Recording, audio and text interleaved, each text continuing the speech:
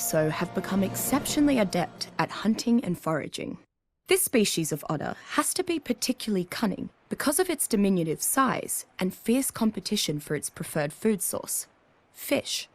It is not a creature that excels at combat and would not naturally pose as an intimidating threat to any predators. Finding packs of river otters is simple enough. They are distinguished by their elongated body found along the island's many inland waterways. Lutra peloso have become exceptionally adept at hunting and foraging. This species of otter has to be particularly cunning because of its diminutive size and fierce competition for its preferred food source, fish. It is not a creature that excels at combat and would not naturally pose as an intimidating threat to any predators. Finding packs of river otters is simple enough. They are distinguished by their elongated bodies, bushy tails, and webbed feet. Their trusting and inquisitive nature ensures they are often hunted for their lustrous fur, but many prefer to tame them to become trusted companions. There are few creatures which provide the companionship that Lutra peloso does. Rather than travelling beside you, it would prefer to comfortably rest on your back, providing insulation. Once domesticated, it can be told to harvest fish on demand, with a specific goal in mind from the fish that it consumes. The otter has a knack for foraging silica pearls and can even yield a slight chance at finding black pearls within.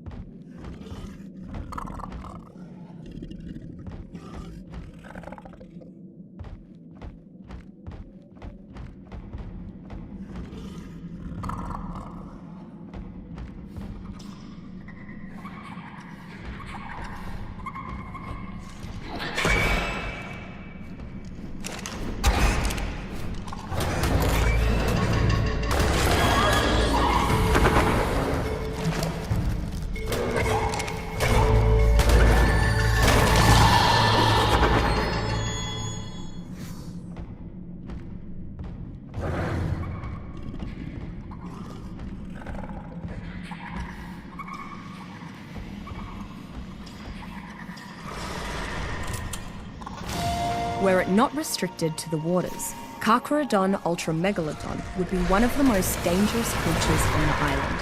As powerful and dangerous as the Tyrannosaurus is on land, Megalodon is near its equal in the water. In addition, it has a speed advantage over any non-aquatic creature when submerged. Megalodons need large quantities of food to sustain themselves, so they attack most creatures immediately on sight. Smaller fish are the sole exception I've seen. I believe this is because they cost more energy for megalodons to catch than the predator would gain. Having access to the resources and treasures hidden deep within the ocean is near impossible without a domesticated sea creature. The megalodon, though difficult to domesticate, proves to be very useful when exploring the deep sea. It's not the most efficient swimmer, but it should be able to protect your cargo should you find yourself in a hostile encounter.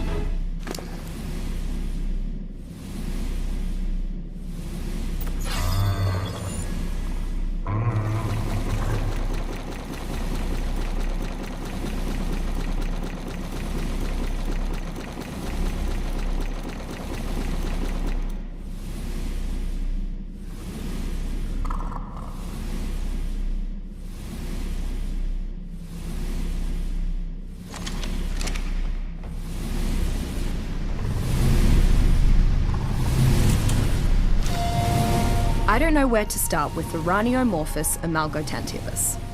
It has so many of the nightmare-inducing traits of spiders from among many family and genus. It fires webbing like a bowler spider. It spits venom like a lynx spider. It has a poisonous bite like a myriad of spiders, and can see in the dark by sensing vibrations. And to top it off, Araneomorphus is larger than an adult human. If that wasn't enough, I'm convinced that some of the caves on the island have actually been dug by Araneomorphus. But this worries me. Either Araneomorphus is a colony spider, like ants, or there is a much larger Araneomorphus somewhere on the island. As long as it is kept far from arachnophobics, domesticated Araneomorphus makes an excellent guardian creature for anyone wanting to avoid killing. Their strange web-spraying behaviour is also quite helpful while hunting fast, fleeing prey. They are too small to be used as mounts, however.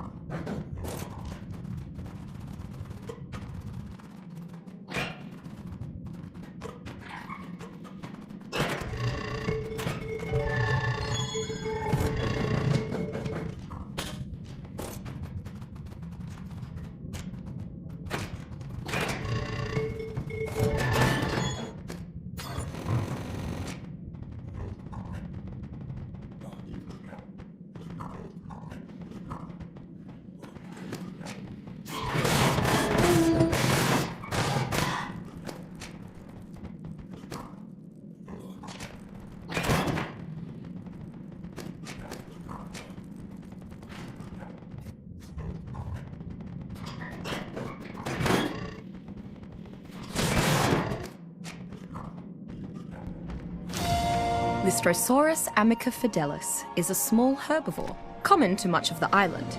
Only about 2 feet long, it is not high on the food chain and eats small plant life. The island's poisonous insects seem to have little effect on Lystrosaurus. Despite being among the island's tinier herbivores, Lystrosaurus is an incredibly resilient survivor. It recovers its torpor and health much faster than most creatures, which makes rendering a Lystrosaurus unconscious a rather difficult affair. Not surprisingly, Lystrosaurus is an extremely loyal pet once tamed. It's a very fast learner, so it gains experience much more quickly than most other creatures. Additionally, its presence nearby appears to inspire allies, making them learn more rapidly as well. Thusly, Lystrosaurus is an excellent addition to any tribe's hunting party.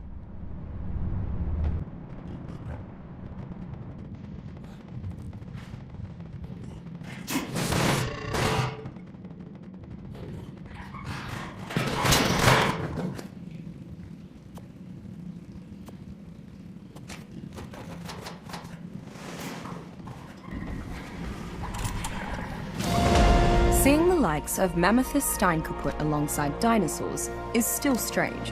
This behemoth towers over many creatures on the island and doesn't seem to fear anything but the Tyrannosaurus.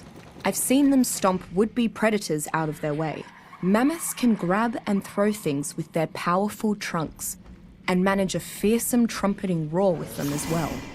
At first, I wondered how herds of mammoths were able to find enough plant life to graze on, but then I saw them sweeping up thatch and foliage with their tusks and stomping branches out of trees. Mammoths generally thrive in colder areas and have a herd mentality. They must spend much of their time travelling between the mountain's cold summit and more lush base, and maybe their herds are the reason why the summits are so barren. Mammuthus steinkaput is a difficult beast to domesticate. Not because they are inherently stubborn, but because knocking one out to begin the taming process takes great effort. Once tamed, however, mammoths are one of the only creatures on the island that can uproot trees without shattering them, and their trunks are strong enough to lift and carry survivors and other smaller creatures. Lately, survivors have been saddling up their mammoths to ride in tandem. The more clever riders have even been outfitting their mammoth saddles with war drums. It turns out that drum solos from mammoth battle can really boost your tribe mate's spirits.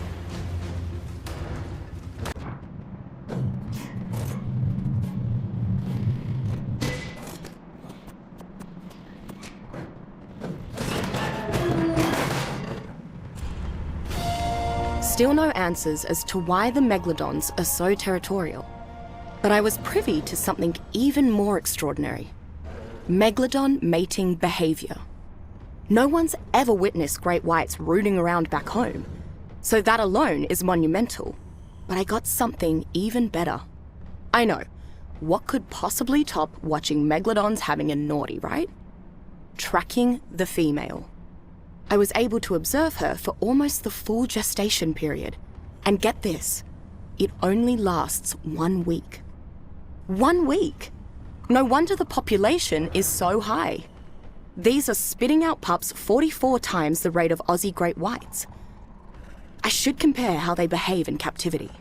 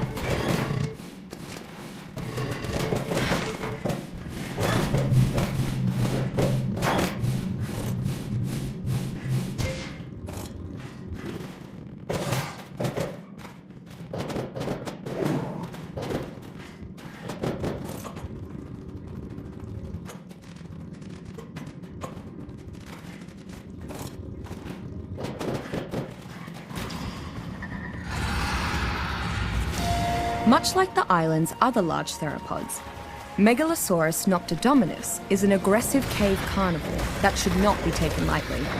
Unlike most of the other theropods, it is a primarily nocturnal creature.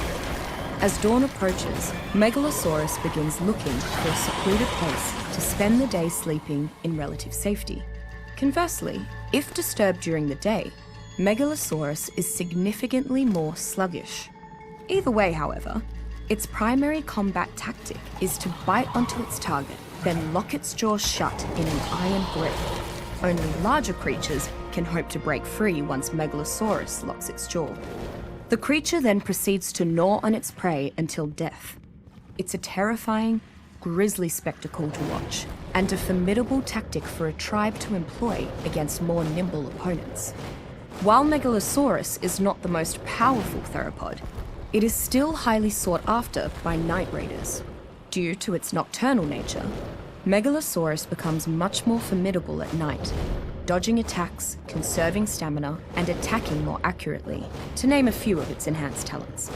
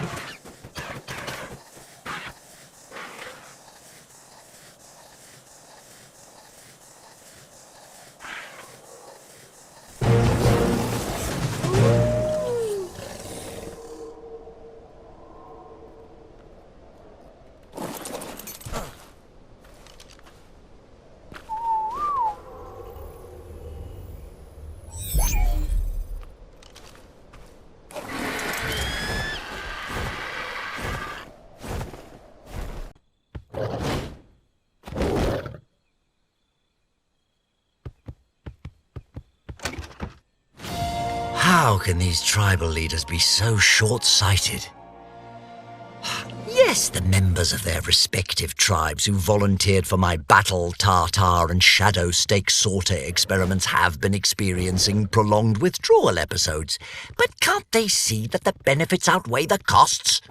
I create mixtures that can bring out superhuman strength, speed, and coordination in ordinary men, and they can only focus on the negatives. Simple-minded, the lot of them. They even banned their members from partaking in my experiments now. Ridiculous. I'll not let them stand in the way of human progress. They may not understand the importance of my work, but surely my assistants do.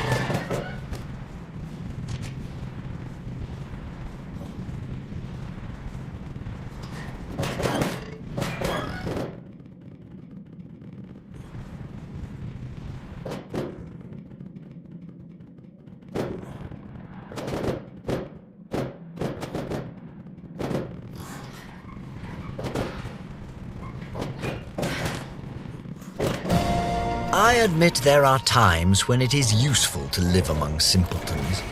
For example, I was able to trade several gallons of my Lazarus chowder to a group of hunters in exchange for an entire contingent of tamed Gigantopithecus, and they never questioned whether it had been tested on humans yet.